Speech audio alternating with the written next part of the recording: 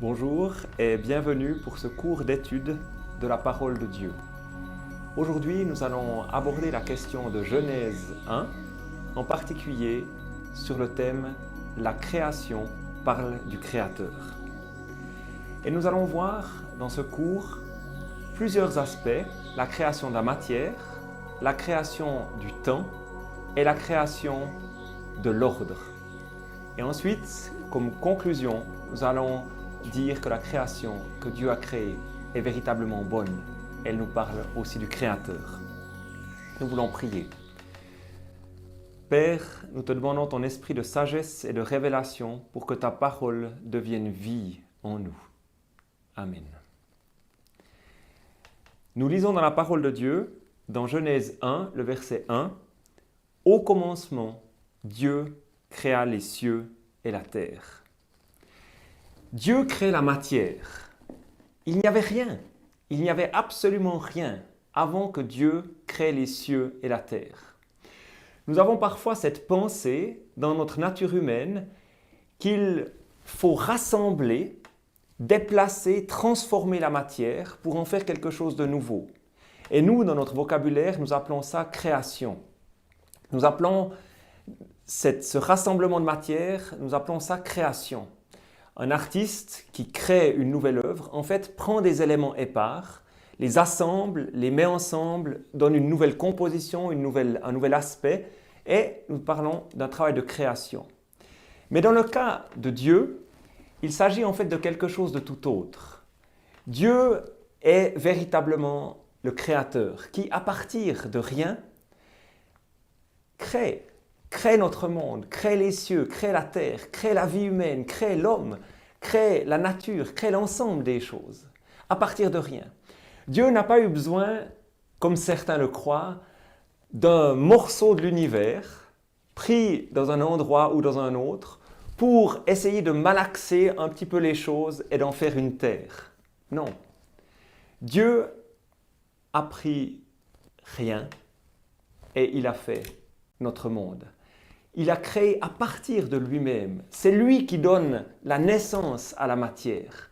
C'est lui qui a donné à partir de simplement rien. Il n'y avait pas d'univers, il n'y avait pas de matière, il n'y avait pas de terre, il n'y avait pas de cieux, il n'y avait pas d'étoiles, il n'y avait pas d'univers, il n'y avait rien. Il y avait Dieu, au commencement Dieu. Et Dieu prend toutes ces choses qui sortent de lui. C'est en fait depuis son être profond, depuis son génie intérieur, depuis son désir de voir exister les choses, que Dieu tire toute la création, tire l'univers. Toutes ces galaxies que nous connaissons, toutes ces choses immenses ou tellement petites, Dieu les tire de lui-même. Il dit que la terre soit, que le monde soit, que la vie soit, que la matière soit, et les choses apparaissent. Au commencement, Dieu créa les cieux et la terre. Avant Dieu, il n'y avait rien, simplement rien. Il n'a pas pu prendre des éléments, il n'a pas pu assembler des éléments, il n'a pas pu déplacer des éléments, il n'a pas pu transformer des éléments. Il n'y avait rien, il y avait lui et c'est tout. Et nous pouvons comprendre ça d'une manière très simple, beaucoup plus proche de notre monde, en regardant la personne de Jésus-Christ. Jésus-Christ, quand il avait rassemblé toute cette foule autour de lui, un jour, alors qu'ils étaient affamés, ils avaient écouté pendant plusieurs jours le Maître enseigner des paroles de vie, des paroles qui leur donnaient espérance et foi, courage. Eh bien, Jésus-Christ a pris quelques pains, quelques poissons, et comme ça, à partir de rien, il a multiplié ses poissons, multiplié ses pains, et il a nourri une foule entière de 5000 personnes. De 5000 hommes, en fait. La foule était certainement encore bien plus grande que cela. Ces poissons, ces pains, n'existaient pas une minute avant. N'existaient pas. Il n'y avait pas toute cette nourriture, toutes ces ressources de nourriture. Peu de temps avant, dans le désert, il ne se trouvait simplement rien. Et Jésus les a fait intervenir, les a fait arriver, les a fait venir dans notre monde. Aujourd'hui, quand nous prions au nom de Jésus, quand nous assistons au rallongement d'une jambe, si vous avez déjà eu l'occasion d'être dans une réunion de prière et la puissance miraculeuse de Dieu intervient, et une jambe se rallonge. Ou bien on voit même des organes se recréer, se créer. On se dit, mais d'où est-ce qu'ils viennent? D'où est-ce que cette jambe est apparue? D'où est-ce que cet organe est apparu? Eh bien, ils viennent de Dieu. Il ne faut pas chercher une explication dans le monde naturel, il ne faut pas chercher une explication dans le monde que nous connaissons.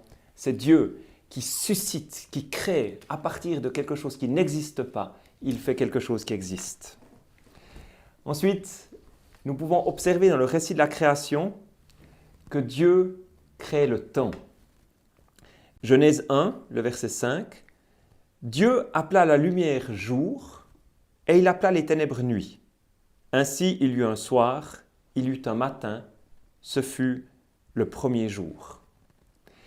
En fait, Dieu a séparé la lumière des ténèbres, mais surtout, dans ce verset, nous voyons que Dieu crée le temps.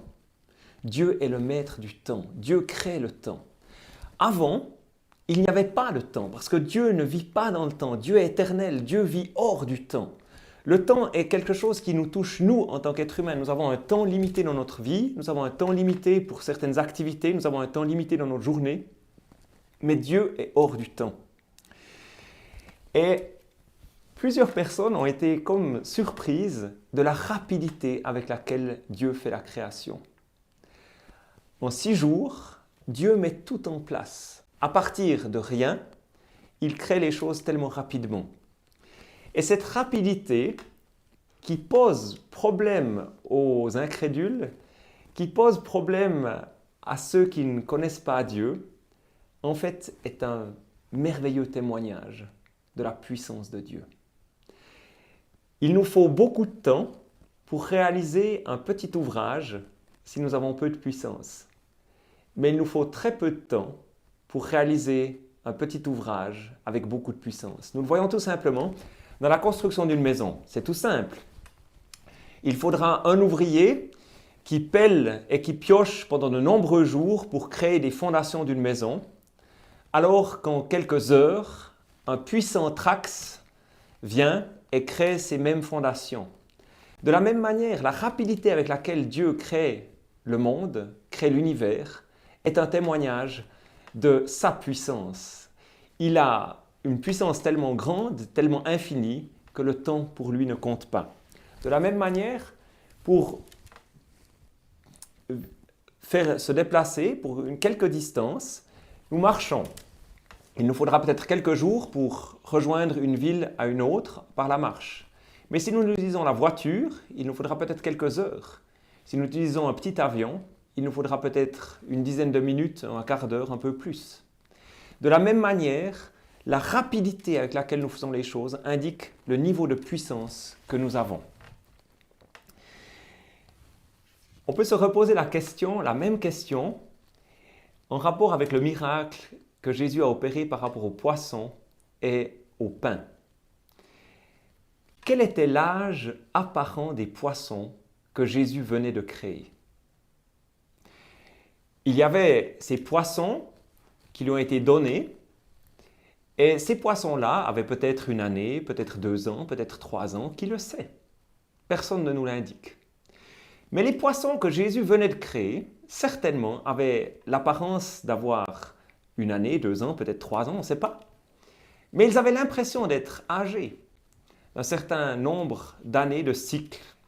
Et pourtant, ces poissons, 1 seconde avant, n'existaient pas. 1 seconde après, ils étaient là. De la même chose pour le pain. Le pain, pour qu'il arrive sur notre table, il a fallu que les épis croissent, que la meule, la moisson, la meule, le boulanger, le four, etc. Et ensuite, on trouve ce pain sur notre table. Jésus, 1 seconde avant, ce pain n'était pas là. 1 seconde après, ce pain est là, prêt à être mangé. La puissance de Dieu, les miracles de Dieu nous témoignent en fait de sa puissance et cette rapidité dans l'action, cette capacité à compresser le temps, à faire les choses tellement vite, témoigne également de sa puissance. Le troisième point important que nous voyons dans ce récit de la création, c'est la dimension de l'ordre. Nous lisons dans ce texte que Dieu sépare la lumière des ténèbres.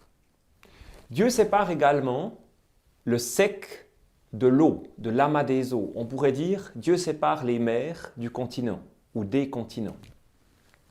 Et nous lisons dans Genèse 1, les versets 11 à 12.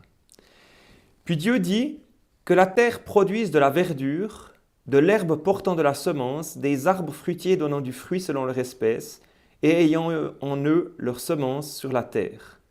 Et cela fut ainsi. La terre produisit de la verdure, de l'herbe portant de la semence selon son espèce, et des arbres donnant du fruit, et ayant en eux leur semence selon leur espèce. Dieu vit que cela était très bon. Dieu crée un monde organisé, un monde ordonné, un monde structuré.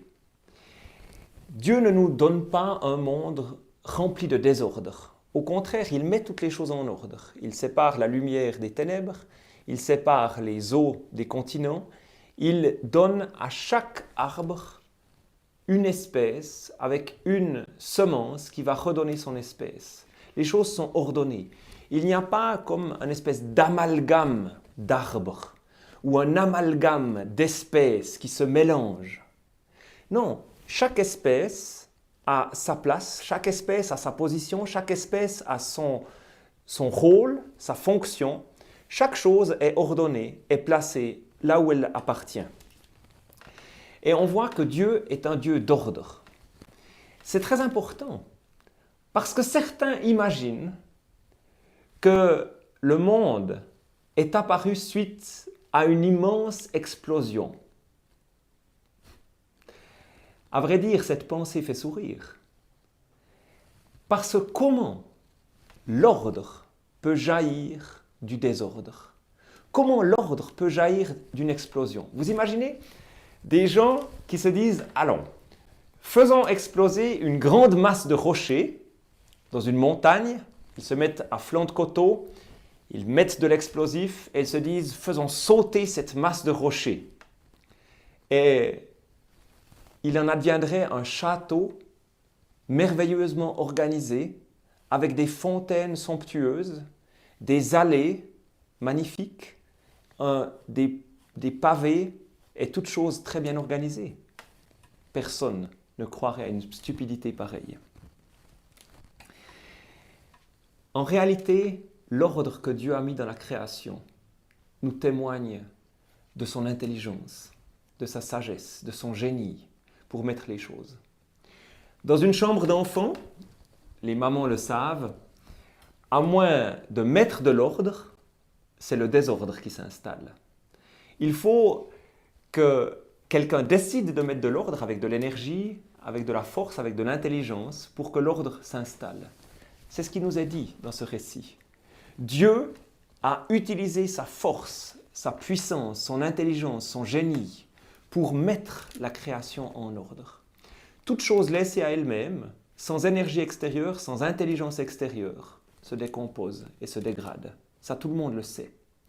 Vous laissez une brouette dehors, à la pluie, sans quoi que ce soit. Cette brouette ne va pas devenir plus belle, ne va pas devenir mieux peinte ou quoi que ce soit. C'est plutôt une dégradation qui va se voir et se faire. Sans énergie extérieure, sans intelligence extérieure, il est certain que nous ne pouvons pas aller vers le mieux. Dieu crée les choses d'une manière tellement merveilleuse que nous pouvons voir son caractère à l'intérieur de la création. Et un texte de l'Écriture nous rappelle ça d'une manière tellement formidable. Romains 1, le verset 20. En effet, les perfections invisibles de Dieu, sa puissance éternelle et sa divinité se voient comme à l'œil depuis la création du monde quand on les considère dans ses ouvrages. En effet, les perfections invisibles de Dieu, sa puissance éternelle et sa divinité se voient comme à l'œil nu depuis la création du monde quand on les considère dans ses ouvrages. La création parle du Créateur. La création parle des perfections invisibles de Dieu. Dans la création, nous pouvons voir la perfection visible, les perfections visibles. Nous pouvons voir toute la puissance qu'il a fallu, par exemple, pour mettre en place les montagnes, pour définir les endroits où les eaux s'arrêtent, où les océans en furie s'arrêtent, où toutes les choses, les étoiles, les systèmes solaires, toutes ces choses extraordinairement puissantes, toutes ces choses, nous les voyons et elles nous reflètent, elles nous témoignent d'une puissance encore beaucoup plus grande de Dieu, la puissance invisible de Dieu. Quand nous voyons un paysage magnifique ou des animaux tellement beaux, tellement harmonieux, tellement splendides, où nous sommes touchés, tellement émerveillés, nous voyons le génie créateur de Dieu. Nous voyons à quel point Dieu est débordant d'idées. Quand nous considérons un animal, encore un autre animal, nous voyons à quel point Dieu a des idées, Dieu est génial. Et bien sûr, dans la naissance d'un enfant, que beaucoup expérimentent comme un véritable miracle, on se dit, il y a ce miracle de la vie. Et toutes ces choses que nous voyons dans la création, c'est Dieu qui témoigne de lui-même. C'est la création qui parle de celui qui a fait les choses.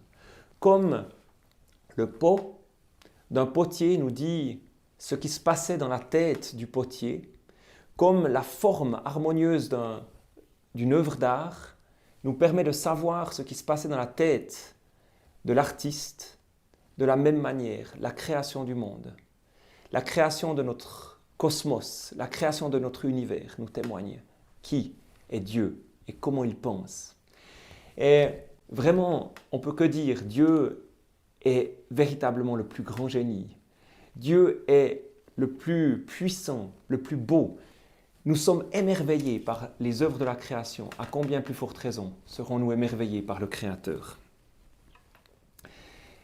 N'importe qui, quand il voit une voiture parquée au bord d'une route, va regarder cette voiture et se dire « quelqu'un l'a placée là ». Ça, c'est la première réflexion. Mais l'autre réflexion qui suit aussi, c'est de se dire « cette voiture, quelqu'un l'a construite, quelqu'un l'a pensée, quelqu'un l'a créée ». Et il a fallu beaucoup de technologie, il a fallu beaucoup de ressources diverses pour que cette voiture, un jour ou l'autre, puisse rouler et se trouver là. De la même manière, la création est un témoignage massif de l'action de Dieu. Quand nous observons la création, nous ne pouvons que dire Dieu a fait ces choses, Dieu les a pensées, Dieu les a imaginées. Il a mis tellement de ressources pour le faire et les mettre en place. En fait, la perfection de la création nous parle de la perfection du Créateur. La beauté de la création nous parle de la beauté du Créateur. La sagesse de la création nous parle de la sagesse du Créateur. La puissance de la création nous parle de la puissance de Dieu. Et nous sommes comme attirés à découvrir qui est ce Créateur. La création en elle-même ne nous donne pas la personnalité précise du Créateur, mais nous donne les grands traits. Nous savons qu'il est plein de sagesse, plein de beauté, plein d'intelligence, plein de génie. Mais comment pouvons-nous le connaître davantage? Eh bien, la promesse de la création qui est là comme un témoignage vivant, comme un témoignage massif, comme un témoignage qui est très présent, nous dit, eh bien, cherche, cherche. Ce Créateur, il vaut la peine de le découvrir, il vaut la peine de le chercher parce qu'il est sage, parce qu'il est puissant, parce qu'il est grand, parce qu'il est beau, parce qu'il est bon. Et c'est notre dernier point, la dimension de la bonté de la création. Tout au cours du récit, nous voyons que Dieu dit « et il vit que c'était bon ». Et Dieu vit que c'était bon. Après chaque sorte de création, il y a toujours cette affirmation que c'était bon.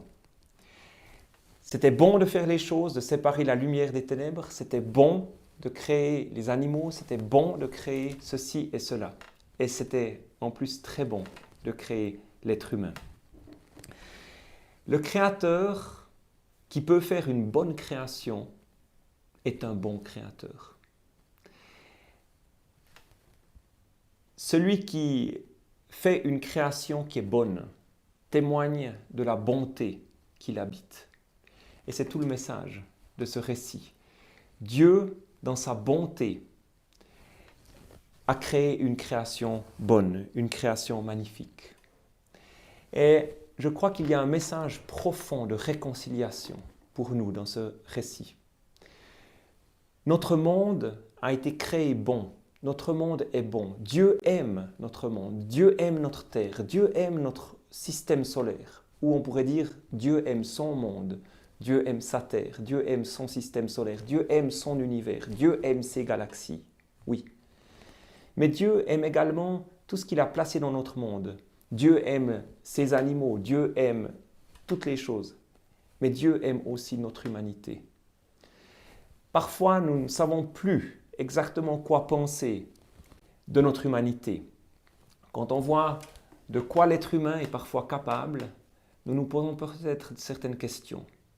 Mais Dieu nous réaffirme que lui a vu notre humanité comme étant bonne et comme étant même très bonne. Dans la création de l'être humain, il y avait quelque chose de bon. Et Dieu nous encourage à recevoir son regard sur notre humanité. Bien sûr, nous le savons, la chute, le péché a mis des tensions profondes dans notre monde, des destructions profondes. Mais Dieu a placé quelque chose de bon, quelque chose d'utilisable, quelque chose qui doit être racheté, quelque chose qui doit être sauvé pour que nous puissions retrouver cette bonté et même cette excellence dont Dieu parle dans la création. Dieu a placé dans la création toute la beauté, l'abondance, on pourrait dire la générosité. Il y a tellement de choses généreuses dans la création. Il y a tellement de choses vivantes dans la création. Et cela nous parle de ce Dieu généreux, de ce Dieu qui donne bien au-delà de ce que nous pouvons penser et imaginer, et de cet enthousiasme de Dieu. Dieu est tellement enthousiaste. Dieu fait cette création et nous la laisse comme un cadeau magnifique. La création que Dieu nous laisse n'est pas un cadeau empoisonné. La création que Dieu nous donne est un cadeau magnifique que nous pouvons recevoir avec un cœur largement ouvert. Mais cette création qui nous parle du Créateur n'est qu'une invitation à découvrir le Créateur. Beaucoup de personnes s'arrêtent à la création et regardent juste le pot du potier. Mais Dieu, qui est ce potier divin, nous encourage à regarder à lui, à le découvrir, à le trouver, à le découvrir dans qui il est lui-même profondément. Et nous voyons qu'il y a un enthousiasme de Dieu, non seulement pour sa création, mais il y a un enthousiasme de Dieu pour nous, ses créatures. Il y a un véritable enthousiasme qui est si communicatif, si généreux. Et nous pouvons vraiment, dans une grande confiance, nous tourner vers le Créateur et le chercher. Il serait dommage de terminer ce temps d'enseignement sur Genèse 1 sans rappeler que Dieu veut se dévoiler tout au cours de l'histoire qu'il tisse avec l'homme. Dieu veut se dévoiler tout au cours de la parole de Dieu. Dieu veut se dévoiler tout au cours de la Bible. Aujourd'hui, nous ne traitons que de Genèse 1 et encore que partiellement.